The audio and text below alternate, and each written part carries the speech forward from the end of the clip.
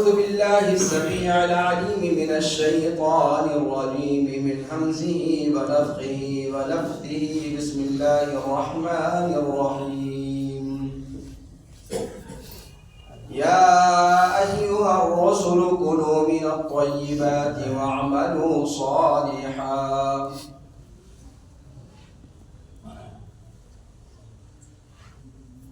حاضرین جمعہ، اللہ رب العالمین کی حمد و ستائش اور نبی مکرم صلی اللہ علیہ وسلم پر صلاۃ و سلام کے بعد آج کے خطبے میں آپ کے سامنے مال اور دولت کے حوالے سے کچھ گفتگو رکھنا چاہتا ہوں. اللہ رب العالمین حق بات کہنے، سننے اور ہم سب کو ان پر عمل پیرا ہونے کی توفیق ارزانی بخشے. مال اور دولت اس دنیا کی عظیم نعمتوں میں سے ایک نعمت ہے. اللہ کی اس نعمت کے ذریعے سے انسان اس دنیا میں ناموری حاصل کرتا ہے، مروت اور اخلاق حمیدہ کی صفات کے ذریعے سے وہ اپنا نام روشن کرتا ہے، اپنی سخاوت کے دریا بہاتا ہے، اپنی بنیادی ضروریات کو پوری کرتا ہے، اپنے جو گھر کے معاملات ہیں، رہائش کے معاملات ہیں، صحت اور مرض کے معاملات ہیں اور زندگی کے اور مسائل ہیں، ان سارے مسائل کی کلید اور اس کی کنجی مال اور دولت ہے. اس کے ذریعے سے انسان اپنی ساری حاجیات اور اپنی ساری ضروریات کی تکمیل کرتا ہے. اللہ کی عظیم نعمتوں میں سے ایک نعمت ہے، اور یہی نعمت اگر اللہ تعالی کسی نیک انسان کے ہاتھ میں دے دے تو سونے پہ سہاگا بن جاتا ہے. امام بخاری رحمہ اللہ نے الادب المفرد میں ایک روایت بیان کی ہے کہ نعم المال الصالح للمرء الصالح. مختصر سی روایت، چھوٹی سی اللہ کے رسول صلی اللہ علیہ وسلم کی روایت ہے. کہا کہ اچھا مال کس قدر بہترین چیز ہے اچھے آدمی کے ہاتھ میں. اچھے آدمی کے ہاتھ میں مال کو کہا صالح، اور جس کے ہاتھ میں ہے اس کو بھی کیا کہا؟ صالح. نعم المال الصالح للمرء الصالح، کہ اچھا پاک طیب مال، پاک روزی کتنی اچھی چیز ہے. کب؟ مطلق اچھی چیز نہیں ہے. اچھی چیز کب ہے؟ جب وہ اچھے آدمی کے ہاتھ میں ہو. دونوں چیزیں ضروری ہیں، صرف مال اچھا ہونا کافی نہیں ہے. کہا نعم المال الصالح للمرء الصالح، اچھا مال اچھے انسان کے پاس. اس لیے کہ اچھا مال ہونا اگر کافی ہوتا تو پھر اس کا مطلب یہ ہے کہ صاحب آپ جائز طریقے سے کمائیں، حلال طریقے سے کمائیں اور خرچ چاہے جس طریقے سے اونے پونے کریں، چاہے ظلم کے راستے میں خرچ کریں، چاہے کسی پر سرکشی کے راستے میں خرچ کریں، یا اپنی بغاوت اور اپنی سرکشی کو مضبوط کرنے کے لیے اس کا استعمال کریں. وہ سب چیزیں آپ کے لیے جائز ہو جائیں. یہ دونوں چیزیں اللہ کے رسول صلی اللہ علیہ وسلم نے دونوں کو مقید کر دیا.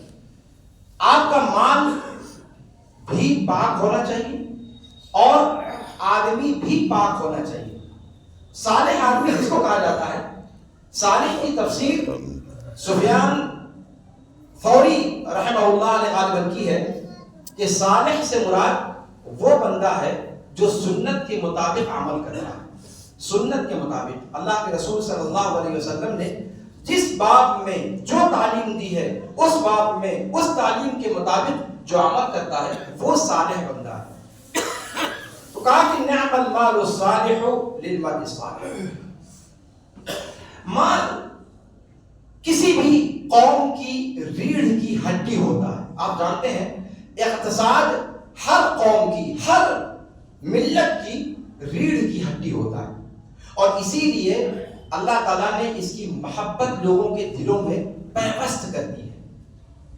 آپ دیکھیں ہم لوگ بھی آپس میں گفتگو کرتے ہوئے کہتے ہیں کہ انسان جو کوئی بھی برائیاں کرتا ہے وہ پاپی پیٹ کے لیے کرتا ہے، غنڈہ گردی کرتا ہے تو، ظلم و جبر کرتا ہے تو، کسی کی جائیداد ہتھیاتا ہے تو، اپنے بھائی کے گلے کو ریت دیتا ہے تو، ان ساری چیزوں کے پیچھے مسئلہ کیا ہے؟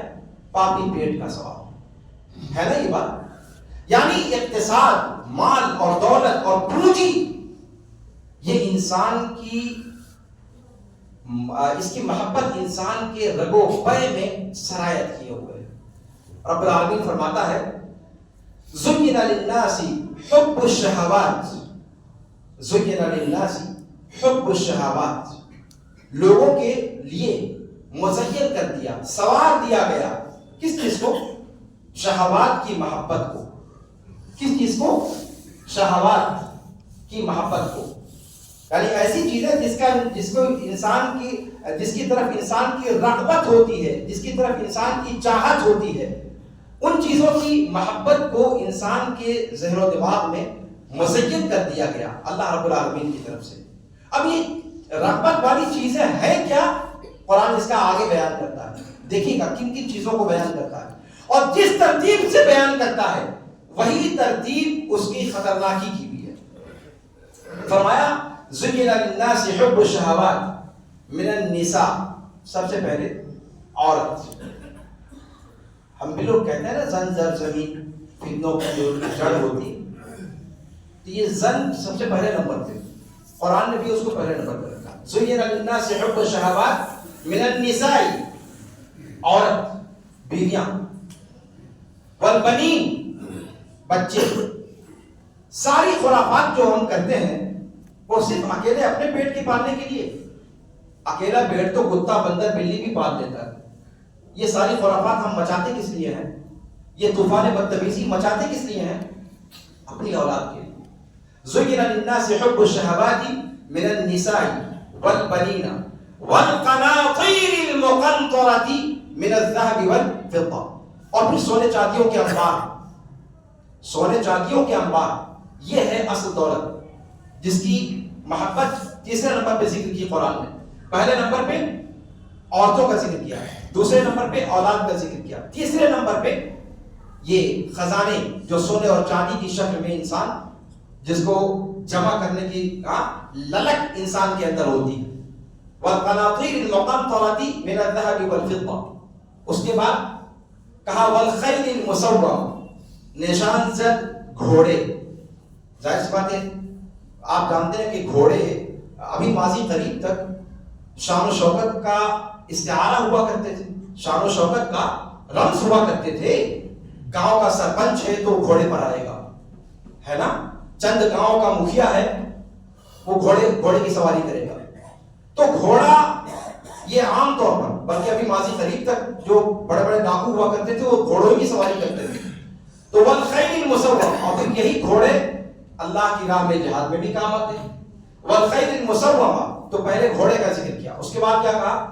والانعام، عام چوپائے، بھیڑ بکری گائے اور بھینس، یہ جو آپ دیکھتے ہیں، ظاہر سی بات ہے جو لوگ مویشی پالن کرتے ہیں ان کے لیے وہ بہت بڑی دولت ہے۔ اور آخری نمبر پہ کسانوں کا ذکر کیا، کہا وَالْقَنَاطِيرِ الْمُقَنطَرَةِ مِنَ الذَّهَبِ وَالْفِضَّةِ وَالْخَيْلِ الْمُسَوَّمَةِ وَالْأَنْعَامِ وَالْحَرْثِ، آخری نمبر پہ کسانوں کو ذکر کیا، کسانی، کھیتی باڑی۔ کہا یہ ساری چیزیں جو شمار کی ہیں، نمبر 1 عورتیں، نمبر 2 اولاد، نمبر 3 سونے چاندی کے ذخائر، ان کے انبار، اور پھر گھوڑے، عام چوپائے، اور آخری نمبر پہ کھیتی باڑی۔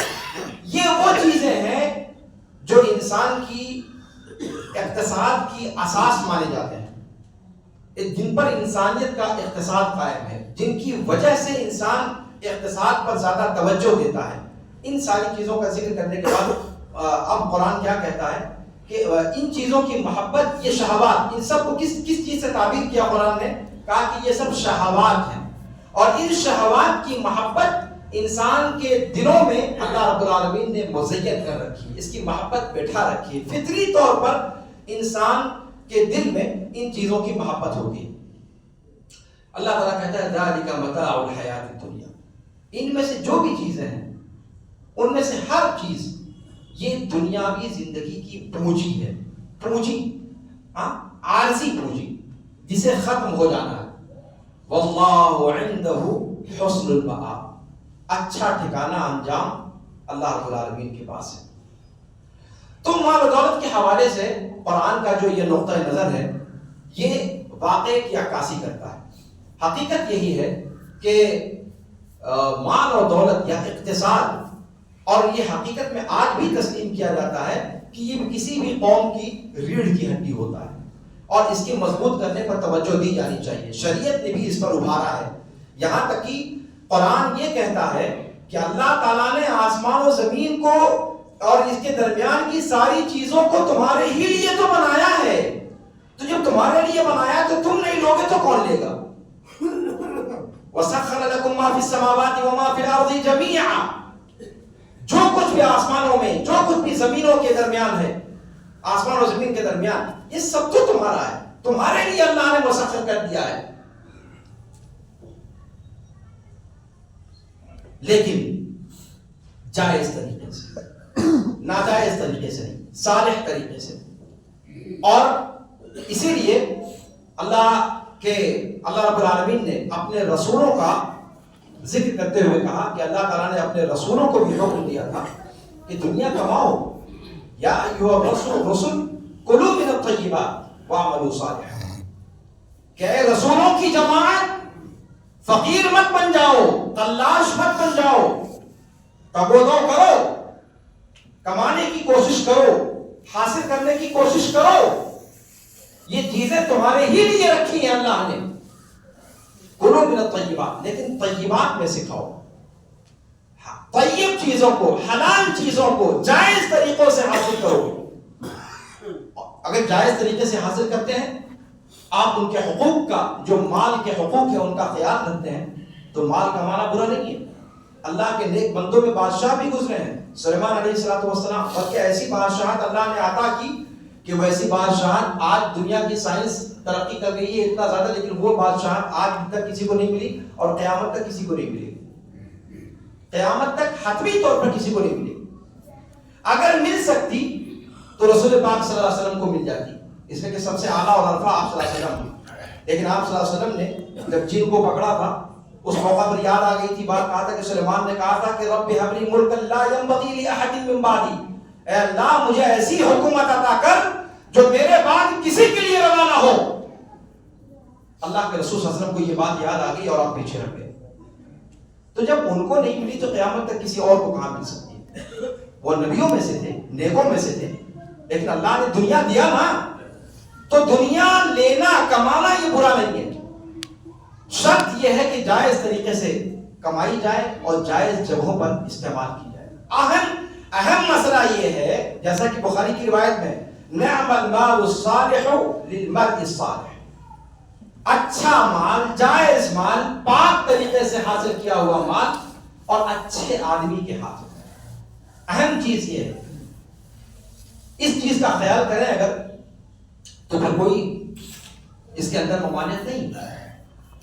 ہاں اگر یہ مال و دولت انسان کی ہوس بن جائے، انسان کو اپنے خالق حقیقی سے غافل کر دے، انسان کو اپنے مقصد حیات سے پھیر دے، تو پھر یہی مال انسان کے لیے وبال بن جاتا ہے. المال والبنون زینت الحیات الدنیا. دوسری جگہ کہا انما اموالکم واولادکم فتنہ. مسلم احمد کی ایک روایت میں رسول پاک صلی اللہ علیہ وسلم کہتے ہیں کہ ان لکل امت فتنہ. دنیا میں جتنی قومیں آئی ہیں ان ساری قوموں کو اللہ رب العالمین نے فتنوں میں مبتلا کیا. کوئی خاص قسم کا، فتنے تو بہت سارے ہوتے ہیں نا، بہت سارے فتنے ہوتے ہیں، کہا کہ لیکن کسی ایک خاص فتنے میں ہر قوم کو مبتلا کیا. اور اللہ کی جب یہ سنت ہے، اللہ کا یہ طریقہ ہے کہ ہر قوم کو آزمائش میں، کسی خاص آزمائش میں، کسی خاص فتنے میں ڈالتا ہی ہے. تو پھر امت محمدیہ کا بھی تو کوئی فتنہ ہوگا. آپ صلی اللہ علیہ وسلم نے کہا وَفِتْنَةُ أُمَّتِي الْمَالِ، میری قوم کا، میری امت کا فتنہ مال. دھیان دیجیے گا، یہ رسول پاک صلی اللہ علیہ وسلم صادق و مصدوق صلی اللہ علیہ وسلم کا قول ہے اور صحیح قول ہے. کہا کہ ہر قوم، دنیا کی ہر قوم کے لیے اللہ رب العالمین نے آزمائش رکھی اور میری امت کی آزمائش مال ہے. یہی مال، اسی مال کے ذریعے سے امت محمدیہ میں اللہ کے رسول صلی اللہ علیہ وسلم نے امت محمدیہ کے ہر فرد کو کہا ہے کہ یہ آپس میں بھائی بھائی ہیں، آپس میں بھائی بھائی، انما المؤمنون اخوہ. بلکہ اللہ کے رسول صلی اللہ علیہ وسلم نے ایک صحیح روایت میں تشبیہ دیتے ہوئے کہا کہ ایک مومن دوسرے مومن کے لیے ایسے ہے جیسے دیوار کی اینٹیں جو ایک دوسرے کو تکمیل کرتی ہیں، ایک دوسرے کو مکمل کرتی ہیں. اگر ان میں سے کسی ایک کو بخار آ جائے، جسم کے، یعنی جسم سے تشبیہ دی کہ ایک جسم ہے، ایک یہ پوری امت محمدیہ ایک باڈی ہے، ایک جسم ہے. چاہے پھر کوئی سر کی جگہ پر ہو، کوئی سینے کی جگہ پر ہو، کوئی ہاتھ کی جگہ پر ہو، کوئی پیر کی جگہ پر ہو، لیکن ہے ایک انگ کے حصے، ایک باڈی کے حصے. اور باڈی کے کسی بھی حصے میں جب اذیت ہوتی ہے تو پورا جسم اس کو فیل کرتا ہے، پورا جسم اس کو محسوس کرتا ہے اور اس کے نتیجے میں پورے کے پورے جسم کے اندر بخار آ جاتا ہے. تکلیف کسی ایک عضو میں ہوتی ہے اور پورے کا پورا جسم بخار اور صداع کے اندر، سر درد میں مبتلا ہو جاتا ہے. یہی مثال اللہ کے رسول صلی اللہ علیہ وسلم نے امت محمدیہ کی دی. امت محمدیہ کی اس اتفاق و اتحاد کو اور اس وحدت کی فضا کو جو پارا پارا کرنے والی سب سے بڑی چیز ہے، یہی ہے مال. یہی مال، اسی مال کی ہوس انسان کو اپنے خون تک کا خیال رکھنے سے باز رکھتی ہے. اپنے جو خونی رشتہ دار ہیں ان کا بھی پاس و لحاظ ختم ہو جاتا ہے نا. زمین و جائیداد کا معاملہ ہو، مال و دولت کا معاملہ ہو، وراثت کے معاملے میں دیکھ لیں بیٹے اور بیٹیوں میں کس طریقے سے تفریق کی جاتی ہے. قرآن کا حکم ہے نا، دیوبندی، بریلوی، جماعت اسلامی، فلان ڈھکان علان، کوئی ہے مسلمانوں میں جس کا اختلاف ہو کہ بچیوں کو میراث میں حصہ ملنا چاہیے؟ لیکن کون دیتا؟ ایمانداری سے میں آپ سے پوچھتا ہوں، کون دے رہا ہے؟ اللہ رب العالمین ہمیں توفیق دے.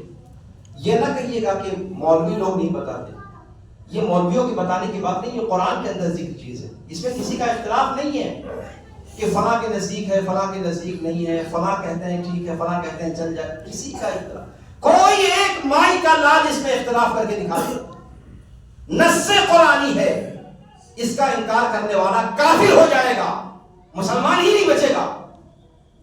دبائے بیٹھے ہوئے بچیوں کی جائیداد پر قبضہ کر کے بیٹھے ہوئے، بھائی دھڑلے سے اس پر اپنی بلڈنگیں تعمیر کر رہا ہے، اپنی دکانیں بنا رہا ہے، اپنی کھیتیوں کو فروغ دے رہا ہے، اپنے فلیٹس بنوا رہا ہے.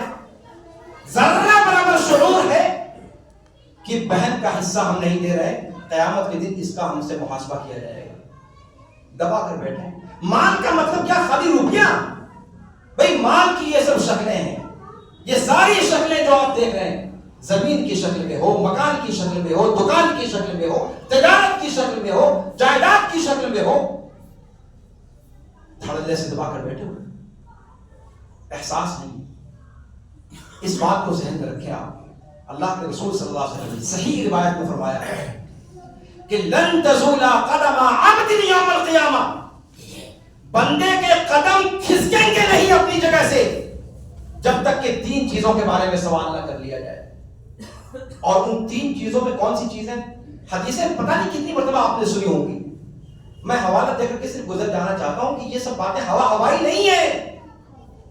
اپنے آپ کو جھوٹی تسلیاں، طفل تسلیاں نہ دیں. ہم میں سے ہر ایک کی گردن پکڑی جائے گی، شخصی طور پر ہم میں سے ہر بندے سے پوچھا جائے گا. لن تزول قدم عبد حتى يوم القيامة حتى يسأل عن 3. یہاں تک کہ 3 چیزوں کے بارے میں پوچھا جائے. پہلی چیز انسان کی عمر کے بارے میں، اپنی عمر کو کہاں کھپایا.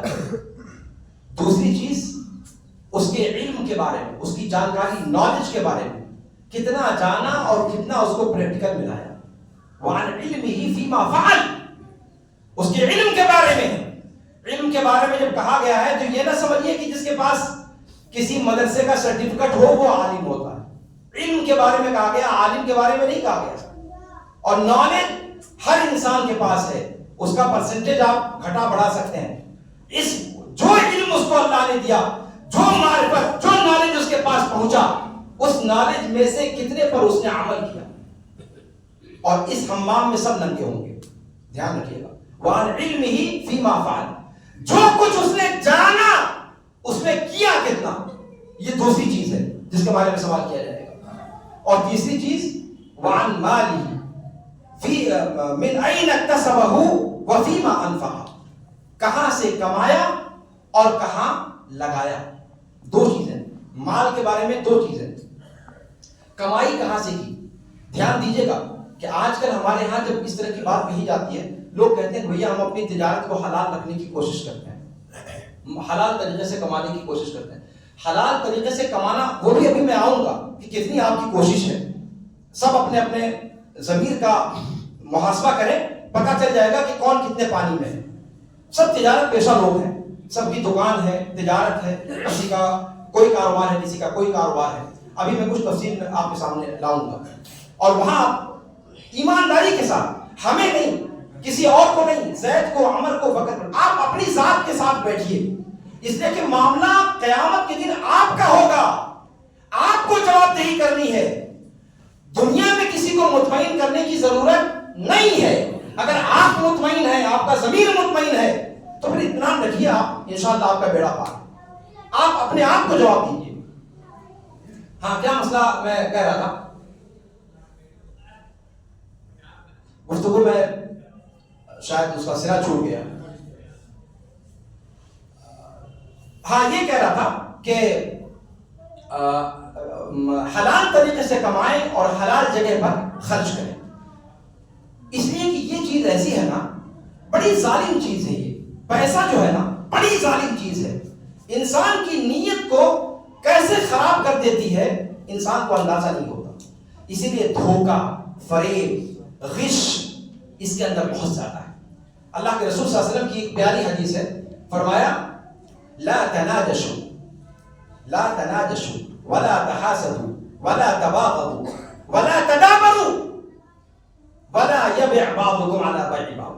صحیح روایت کہ اے مسلمانوں، چند باتیں میں تم کو سمجھائے دے رہا ہوں، یہ نہ کریو. کیا کیا؟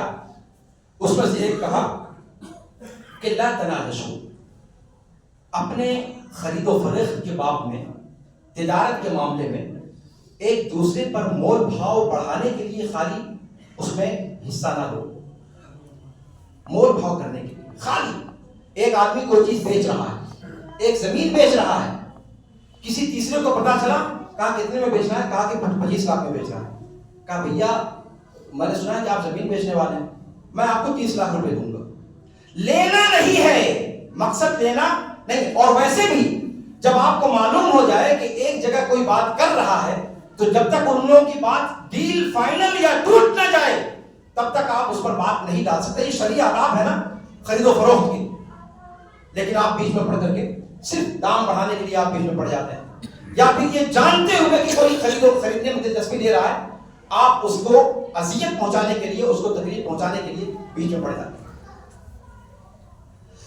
خرید و فروخت کے باب میں ایک بہت اصول واضح اللہ کے رسول نے بتایا کہ البیعان بالخیار ما لم یتفرقا. خرید و فروخت کرنے والے اختیار پر باقی رہیں گے جب تک کہ وہ ایک دوسرے کے پاس سے الگ نہ ہو جائیں. اس کے بعد اللہ کے رسول صلی اللہ علیہ وسلم نے فرمایا کہ فَإِن صَدَقَا وَبَيَّنَا بُورِكَ لَهُمَا فِي بَيْعِهِمَا، کہ اگر ان دونوں نے، خریدنے والے نے اور بیچنے والے نے، سچائی کا سہارا لے کر کے اپنی خرید و فروخت کیا ہے اور جو بھی معاملہ ہے وہ کلیئر کر کے بتا کر کے تجارت کی ہے، تو ان دونوں کی اس تجارت میں اللہ تعالیٰ فائدہ دے دیتا ہے. اور اگر ایسا نہیں ہے. اگر دھوکہ اس کے اندر ہے تو پھر اللہ کے رسول صلی اللہ علیہ وسلم نے فرمایا کہ اس سے برکت اٹھا لی جاتی ہے. اسی طریقے سے ابو ہریرہ رضی اللہ عنہ وارضہ کی ایک روایت ہے کہ اللہ کے رسول صلی اللہ علیہ وسلم، دیکھیے اللہ کے رسول صلی اللہ علیہ وسلم کی تعلیمات کو ہم پڑھتے ہیں لیکن اس کو برتتے نہیں. اللہ کے رسول صلی اللہ علیہ وسلم مارکیٹوں کا چکر لگایا کرتے تھے، مارکیٹوں کا چکر لگایا کرتے تھے، باقاعدہ اپنی نگاہ رکھتے تھے. آپ صلی اللہ علیہ وسلم گزرتے ہوئے ایک دکان کے پاس سے گزرے جو اپنے دکان کے سامنے غلے کا ڈھیر لگایا ہوا تھا. اللہ کے رسول صلی اللہ علیہ وسلم کو کچھ ڈاؤٹ ہوا، کچھ شبہ ہوا. آپ صلی اللہ علیہ وسلم نے سیدھے اس کے اندر ہاتھ ڈال دیا. جب غلے کے اندر ہاتھ ڈالا آپ صلی اللہ علیہ وسلم نے تو آپ صلی اللہ علیہ وسلم کی انگلی میں تراوٹ محسوس ہوئی، نمی محسوس ہوئی. آپ نے اس سے پوچھا بھائی یہ کیا معاملہ ہے؟ اس نے کہا اللہ کے رسول صلی اللہ علیہ وسلم مسئلہ یہ ہے کہ تھوڑا سا بارش ہو گئی تھی تو کچھ حصہ بھیگ گیا تھا تو اس کو میں نے نیچے کر دیا ہے تاکہ آسانی کے ساتھ بھیگ جائے. اللہ کے رسول صلی اللہ علیہ وسلم نے سختی کے ساتھ روکا. یہ دھوکہ ہے، یہ فریب ہے، یہ غش ہے. اور اگر خرید و فروخت میں کوئی بندہ دھوکے سے کام لیتا ہے اللہ تعالیٰ اس سے برکت اٹھا لیتا ہے، اللہ تعالیٰ اس سے برکت اٹھا لیتا ہے. یہ ذرا سا بتائیے کہ یہ اللہ کے رسول صلی اللہ علیہ وسلم نے غلے کے ڈھیر کے بارے میں کہا ہے. سریے کا کاروبار کرنے والے کے لیے تو یہ نہیں ہے، سیمنٹ کا کاروبار کرنے والے کے لیے تو یہ حدیث نہیں ہے نا، ان کے اوپر تو نہیں بیٹھے گی. تعمیری کام کرنے والی دکان اگر آپ کی ہے، ہماری ہے، اگر کوئی فیکٹری ہماری اور آپ کی ہے جس میں ہم سامان تیار کرتے ہیں، اگر ہم اور آپ الیکٹرانک تجارت کرتے ہیں اس میں تو نہیں فٹ بیٹھے گی نا. کہیے کہ یہ تو اللہ کے رسول صلی اللہ علیہ وسلم نے غلے کے بارے میں کہا ہے، وہ ان چیزوں پر تھوڑی فٹ آئے گی. کیا بات ہے صاحب، کیا بات ہے. اس سادہ مزاجی پہ اگر انسان قربان نہ ہو جائے تو کیا کرے. اللہ کے رسول صلی اللہ علیہ وسلم کی یہ تعلیمات سب کے لیے. ایک گراہک آپ سے ایک خاص کوالٹی پر اتفاق کرتا ہے اور اس کی قیمت آپ کو ادا کرتا ہے. آپ 50% مال اس کوالٹی کا دیتے ہیں اور باقی 20% اس کے اندر لو کوالٹی گھسڑ دیتے ہیں اور قیمت آپ وہی اعلیٰ کوالٹی والے لیتے ہیں. آپ کی خرید و فروخت درست اور روا ہے، یہ چیز جائز ہے. اپنے ضمیر سے، میں نے آپ سے شروع میں کہا، آپ اپنے ضمیر سے پوچھیں. ایک انجینئر نقشہ بناتا ہے، نقشہ بنانے کا پیسہ لیتا ہے. ایک ٹھیکیدار مکان بنانے کا یا دکان تعمیر کرنے کا ٹھیکہ لیتا ہے. خاص مواصفات پر، خاص شرطوں پر اتفاق ہوتا ہے، لیکن جب اس کی تطبیق ہوتی ہے آپ دیکھ لیجیے سرکاری جو ٹھیکے ہیں ان کا حال دیکھ لیجیے. پل تعمیر نہیں ہوتا کہ گر جاتا ہے. ہاں مورتیاں بنی نہیں ہے، حکومت کا یہ معاملہ ہوا تھا نا. اربوں خربوں روپے خرچ کر کے تعمیر کی جاتی ہے، وہ اربوں خربوں کہاں گئے؟ اور اس معاملے میں وہ تو خیر غیر مسلم ہیں، ان کو کیا روئیں، ان کے ہاں تو کوئی مورال ہی نہیں، ان کے ہاں تو اخلاقیات کا کوئی باب ہی نہیں ہے. آپ اور ہم جن کو بڑا فخر ہے کہ ہمارے پاس وحی آئی ہوئی ہے، اللہ کی جانب سے دیا ہوا دستور ہے، نظام ہے اخلاق کا، آپ کا کیا معاملہ ہے جناب عالی؟ آپ اپنا تو خیال رکھ سکتے ہیں، آپ اپنے بارے میں غور کر سکتے ہیں. دوسری بات، اگر ہم میں سے کوئی بہت نیک آدمی ہے تو ایک مسئلہ تو یہ کہ دھوکہ دے کر کے اپنا خرید و فروخت کا کام کرتے ہیں، چاہے وہ کمپنی کا کام ہو، چاہے ایک چھوٹی دکان کا معاملہ ہو یا ایک بڑی کمپنی کا معاملہ ہو. دوسری بات کیا ہوتی ہے کہ ہم لوگ قسمیں بہت کھاتے ہیں. قسم کا، اللہ کی قسم آپ کو جیسا ہم کہہ رہے ہیں ویسا آپ کو دیں گے، ہے نا؟ ہوتا ہے یا نہیں ہوتا مسلمانوں میں؟ سبحان اللہ. یعنی اگر آپ 10 منٹ بات کریں گے تو اس میں 20 مرتبہ قسم کھا لیں گے وہ کہ مجھ پر بھروسہ نہیں، اللہ کی قسم میں ایسا کر کے دوں گا ایسا. اللہ کے رسول صلی اللہ علیہ وسلم کہتے ہیں، آپ صلی اللہ علیہ وسلم کو پتا تھا کہ ایک زمانہ ایسا آئے گا. آپ صلی اللہ علیہ وسلم نے کہا کہ قسموں کے ذریعے سے تم اپنے بزنس کو بڑھا سکتے ہو. قسم حقیقت میں بزنس کو بڑھانے کا سب سے شاندار فارمولا، اس لیے کہ جب آپ نے قسم کھا لی سامنے والا بیچارہ بنداس ہو جاتا ہے کہ یار اللہ کا نام لے کے جھوٹ تو نہیں بولے گا، تو آپ کی بکری بڑھ جائے گی. تو آپ صلی اللہ علیہ وسلم فرماتے ہیں کہ قسم بکری کو بڑھانے والی ہے لیکن برکت کو ملیا میٹ کر دینے والی. اب آپ ایسی بکری لے کر کریں گے کیا؟ اگر آپ کی آمدنی کروڑ کی ہے اور برکت 1 پیسے کی نہیں. کیا فائدہ ہوا ایسے کروڑپتی بننے کا آپ کے؟ آپ خود غور کر سکتے ہیں. اچھا جو قسمیں کھاتا ہے وہ 3 بدماشیاں کرتا ہے, 3 بڑے جرم کرتا ہے. کون کون سے؟ اللہ کی قسم کسی بڑے معاملے پر کھائی جاتی ہے. یہ 2 4 10 کروڑ اور لاکھ 10 لاکھ کے معاملات پر قسم نہیں کھائی جاتی. بڑے معاملات پر جو بہت محکم بشان کوئی شریعت کا معاملہ ہے, اس طرح کی چیزوں پر انسان قسم کھاتا ہے. قسم کھانا جائز ہونے کا مطلب یہ نہیں ہے کہ ہر چھوٹی بڑی چیز پر آپ اللہ کو بیچ میں لائیں. اللہ تعالیٰ اتنا گھٹیا ہے کیا؟ نعوذ باللہ. کیا اپنی 10-15 روپے کی چیز کے لیے, 100-200 کی, لاکھ 2 لاکھ کی چیز کے لیے آپ اللہ رب العالمین کی ذات کو بیچ میں لا رہے ہیں؟ حد ہوتی ہے. اللہ کی توہین اس سے بڑی اور کوئی نہیں ہو سکتی کہ انسان اپنی ہر چھوٹی بڑی چیز میں اللہ کی قسم کو بیچ میں لائے, اللہ کو بیچ میں لائے. یہ اللہ کی توہین ہے. دوسری بات, آپ وہ بات اس جگہ پر یوز کرتے ہیں جو آپ خود جانتے ہیں کہ آپ جھوٹ بول رہے ہیں. ایک تو اللہ تعالیٰ کی توہین کی آپ نے, قسم کھانا ہی نہیں تھا. اگر سچے ہوتے تب بھی نہیں کھانا تھا. لیکن یہاں پلس آپ ایک تو قسم کھا رہے ہیں ہلکی حقیر چیز پر, گھٹیا چیز پر, دوسرے اس میں آپ جھوٹے ہیں, دوسرے آپ اس کے اندر جھوٹے ہیں. اور تیسری بات کیا؟ تیسری بات یہ کہ اس کے ذریعے سے آپ کی پوری برکت ختم ہو جاتی ہے. آپ اپنے آپ کو وعید کا مستحق بنا لیتے ہیں. تو اس لیے مال و دولت اچھی چیز ہے. ہمیں اللہ تعالیٰ سے دعا بھی کرتے رہنا چاہیے اور کوشش بھی کرنی چاہیے کہ ہم مال و دولت جائز طریقے سے حاصل کریں, اور جائز طریقے سے حاصل کر کے جائز راستوں میں اس کو لگائیں. اللہ رب العالمین سے دعا ہے کہ اللہ رب العالمین ہمیں اقتصاد کی اہمیت کو سمجھنے کی توفیق عطا فرمائے. اللہ رب العالمین ہمیں صدق و صفا سے عبارت بنا دے. اللہ رب العالمین ہمارے سماج کو صدق اور صفا اور اخلاص اور ایک دوسرے کی خیر خواہی کا جذبہ رکھنے والا ہم میں سے ہر شخص کو بنا دے. اللہ رب العالمین ہماری کمائیوں میں برکت عطا فرمائے. اللہ رب العالمین ہماری محتاجگیوں کو دور فرمائے. اللہ رب العالمین ہم میں سے جو بھی جائز ضروریات رکھتے ہوں, جو ہمارے لیے جائز اور درست ہوں, اور اللہ رب العالمین کی ان میں مصلحت ہو, اللہ رب العالمین ان کی تکمیل کے اسباب مہیا فرما دے. ہم میں سے جن کی بچیاں شادی کے انتظار میں ہیں, اللہ رب العالمین ان کی بچیوں کے بہترین رشتے لگوا دے. اللہ رب العالمین ہم میں سے جو لوگ بیمار ہیں, جو لوگ دائمی بیمار ہیں, اللہ رب العالمین ان کے مرض کو دور فرما دے. اللہ رب العالمین ان کے مرض کو ان کے رفع درجات کا سبب بنا دے, ان کے تکفیر سیئات کا سبب بنا دے. ہم میں سے جو لوگ اس دنیا سے جا چکے ہیں, اللہ رب العالمین ان کے گناہوں کو بخش دے. اللہ رب العالمین ان کی قبروں کو جنت کی کیاریوں میں سے ایک کیاری بنا دے, جہنم کی گڑھوں میں سے کوئی گڑھا نہ بنائے. اور ہم جب ان تک پہنچیں تو ہمارا بھی حشر اللہ رب العالمین نبیین, صدیقین, شہداء و صالحین کے ساتھ فرمائے. اقول قولي هذا واستغفر الله لي ولكم ولسائر المسلمين فاستغفروه من كل ذنب انه هو الغفور الرحيم.